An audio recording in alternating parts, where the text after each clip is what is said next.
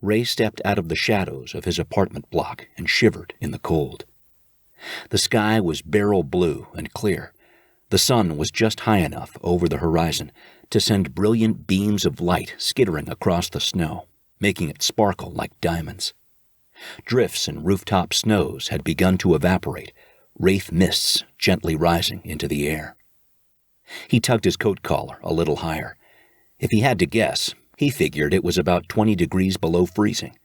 Not so bad, especially for the first week of January, but he knew the buildings lining the downtown could sometimes funnel the cold wind until it howled. "Summon," he said, enjoying the way his words formed plumes and floated away. The snow squeaked under his feet as he shifted the weight of his short, stocky frame from one to the other nervously. Several anxious moments passed before a single cedar pod emblazoned with the Toronto Transit Commission logo glided around the corner and stopped in front of him. He calmed down a bit, grateful the transponder he'd pickpocketed actually worked. The door opened, and he climbed into the small patch of warmth. There were no controls or amenities, just a thinly cushioned seat showing its age, a restraint that automatically clamped across his lap as soon as he sat down, and a hard bioplastic dashboard with nothing on it other than an embedded screen. A small heater under the chair blasted hot air at his shoes. There was room enough for him and not much else. His sun visor fogged over from the abrupt change in temperature when the door closed, but he ignored the sudden blurriness, knowing it would clear on its own shortly. "Destination?" the pod asked, startling him. He'd been expecting to have to tap in a station.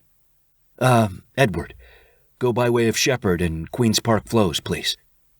The pod nav did a quick calculation. "Estimated arrival time, 7.3 minutes. Entertainment options." "Nothing, thanks," he replied. He wouldn't have known what to ask for anyway. Besides, he wanted to look at the beautiful old university buildings as they zoomed past. Perhaps he'd catch a glimpse of that determined-looking woman with the light brown hair he had seen there. It would be a good omen, and he needed one. He had a lot riding on getting everything right this morning. This job would change everything. The pod accelerated, smooth and silent. There was hardly any traffic in his seedy neighborhood, but as they approached the city core, where the buildings were bigger and newer, the trickle of pods became a stream, and then a torrent. He tensed as his pod hurtled toward the major flow that would take him the rest of the way downtown. But the rushing vehicles adjusted, parting to reveal a pod-sized space into which they merged effortlessly. He looked at the dashboard and discovered that the screen showed him his position in real time. He marveled at the thousands of pods pulsing like white blood cells through the arteries of the city. Ray tried to relax into his seat, but he was too jittery, and the chair was rather hard and uncomfortable.